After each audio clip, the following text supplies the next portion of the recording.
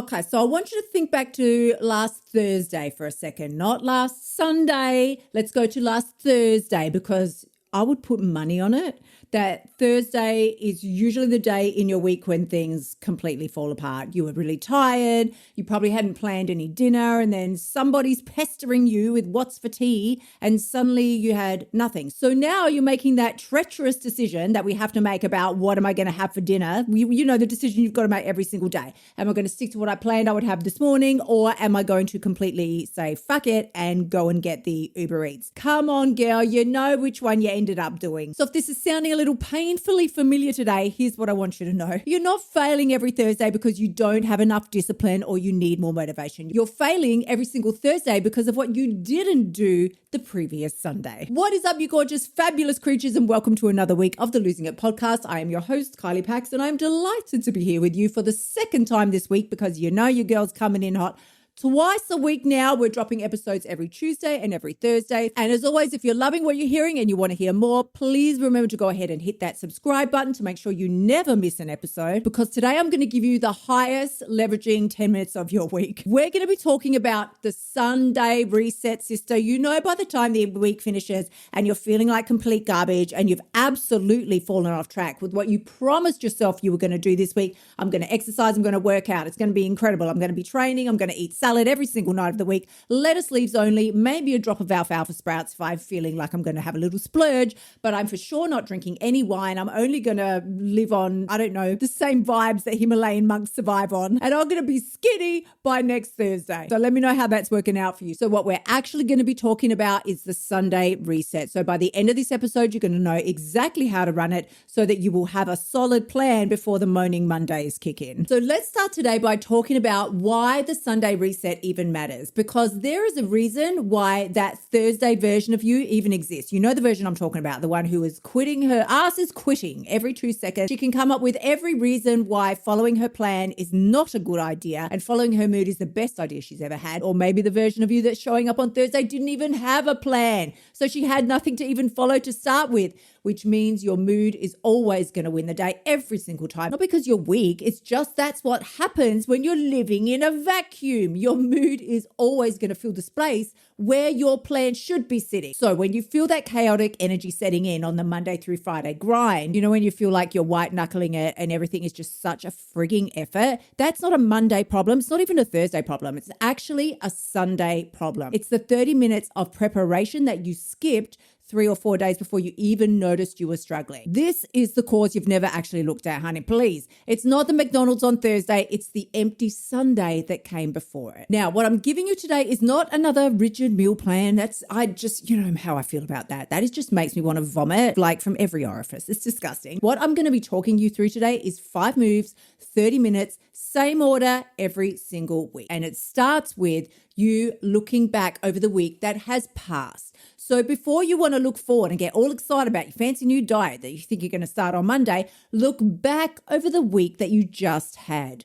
Please don't tell me that there was nothing that worked and just because you ate a hamburger, now everything's fallen off track. No, there was something that worked. There was a version of you that showed up somewhere who had her shit together. So what was working, what wasn't working? This is not a shame spiral. It's just data. We're not grading ourselves. This is not primary school, right? We're collecting information. So that 1% woman doesn't relive her week emotionally. She's reviewing it like a badass scientist and extracting the information she needs so that she can elevate herself moving forward. Second thing you're going to do is really very simple. Now we get to look ahead at the week to come. What is actually on the calendar? I don't want you doing a fancy Disney World plan of what's going to happen. Yeah, I'm going to get up at 4 a.m. and I'm going to do that hustle culture thing. And then I'm going to drink only lemon juice and, I don't know, sparkling water. I'll have bean shoots for dinner and I'll feel no pain. This is not a plan for real life. Look at what is actually on your calendar. Where are the danger zones? What are the commitments that you have? What are the commitments you can weasel your way out of? Do you have a late night meeting on Tuesday or dance drop off on Thursday?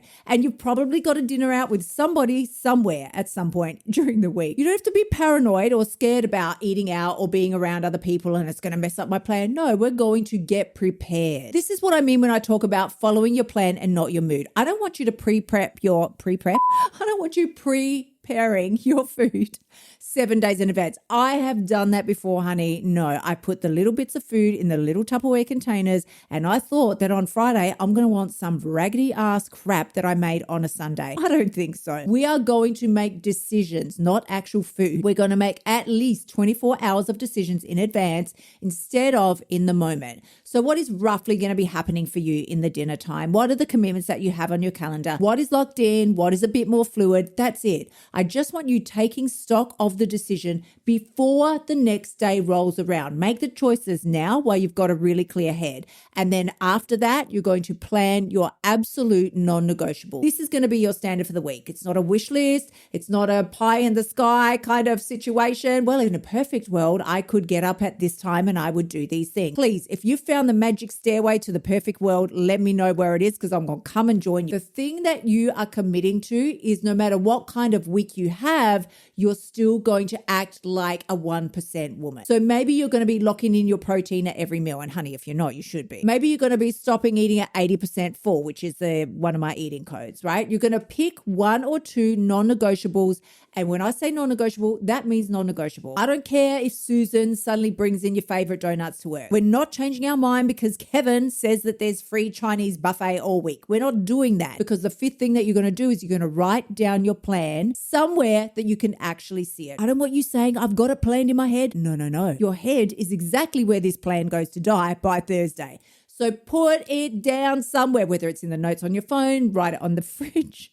Put it in your notes app, or of course, if you've got my bombshell planner and journal, it's definitely going in there. But wherever it's going, you actually need to be able to look at it. A plan that you can't see is a nice thought that you had on Sunday, but it's not a freaking plan. I want you to look back, look ahead, plan your meals, plan your food, plan your actions, plan your standards, write them down. This shouldn't take any longer than 15, maybe 30 minutes if you're stretching it out. Now, the most important thing of all of this planning that you're going to be doing is planning your standards. If you're still being the girl who breaks promises to herself, I hope you enjoy sitting back and watch your confidence bleed out because you will never rise to the level of your goals. You will always fall to the level of your standards, which is why it's so important for you to look back over the way that you did conduct yourself over the previous week and cut the story, but keep the lesson. Behavior follows identity. There is no way that you can change anything that you're continuing to let slide. So all those stories that you're telling yourself, I'm too tired, I can't do this, I'm too old for this, I don't want to have to do it again.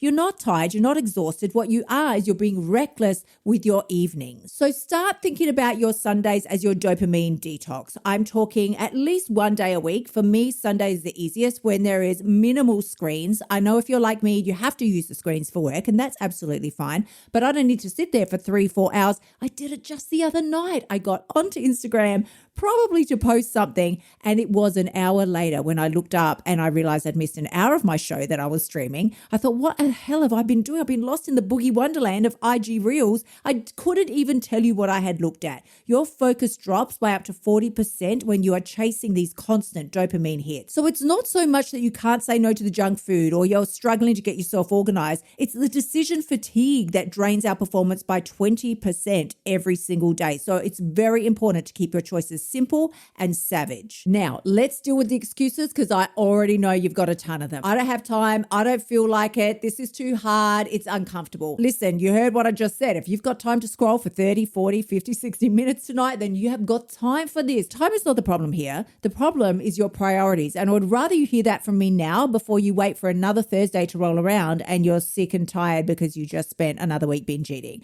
Thinking I'll figure it out as I go is not a freaking plan. You've been figuring it out as you go for years. Like, really, how is that working out for you? Figuring it out as you go is not a plan. It's your mood once again running the show. Here's another one. I'm not in the headspace on Sunday. I just want to enjoy my Sundays. Do you not think that knowing you have a rock solid plan and there will be way less stress in your upcoming week is not the best use of your time?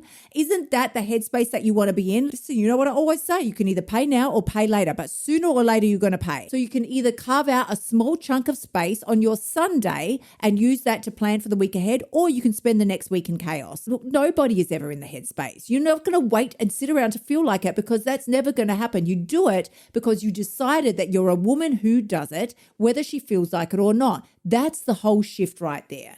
Every single one of these things is an isn't hard and they're not a real obstacle. It's basically the test. Do you want to be who you say you want to be or not? And the test is really very simple. Are you going to be the woman who plans, or are you going to be the woman who reacts? Are you going to be the woman who executes and actually gets the life you want? Because if you're not, that's okay as well. But understand that your nervous system is always, by default, going to choose a familiar pain over an unfamiliar possibility. So here's your most important takeaway today. That 1% woman that you want to become, she's not sitting around waiting for Monday motivation to just magically show up and now she feels incredible and can execute on her life with elite precision. She never needed that feeling in the first place because she'd already decided on Sunday what she was going to do, who she was going to be, how she was going to live, and then she mapped out what it was going to take to make that happen. So that by Monday morning, by the time that rolled around, there was nothing left for her to decide. It was already done. And that is the whole secret. It's never about trying harder on Monday to Friday. Please, who's got stamina for that? It's about the 30 minutes on Sunday that you are avoiding taking action on becoming the woman that you want to be. You're taking action either way. Avoidance and action are the same amount of effort, honey. Please choose wisely. So this week, before you do anything else, I want you to block out your Sunday reset, look back, look ahead, plan what you're going to be doing, who you're going to be, the standards that you're going to be withholding, and write that shit down. And honey, as always, if this landed for you, please go ahead, hit that subscribe button or share this with a woman in your life who always says, I don't know what happened this week. The weeks are flying by and they're not executing and getting the life that they want. Send her this episode. It might be exactly what she needs to hear. And if you're ready to stop figuring it out on your own and actually build a life that you can feel good and proud of, come find me over on Instagram at Kylie Pax or just DM me the word unrecognizable. That's your way into the Bombshell Blueprint where we do this together every single week. Thank you so much for joining me here today. As always, please remember, the only person who has the power to change your life is you. When you step up and realize that just telling yourself it's just one more cheat meal every 2 days, that's not you having a cheat meal, honey. That is self-sabotage. You want to feel good by the time the end of this year rolls around, then it's time to start acting like it now. Remember, your body does not care about your intentions. It doesn't give a shit. It only cares about your decisions and what you execute on. I am sending you love. Cannot wait to see you again next week. Until then, gorgeous ones, bye for now. Thank you so much for tuning in. Remember to shimmy your butt over to kyliepax.com and join me inside of the Bombshell Blueprint so you can stop emotional eating and start losing your way now. You'll also find helpful notes and resources inside my past podcasts that will help you lose your weight without losing your sanity. I will see you next week.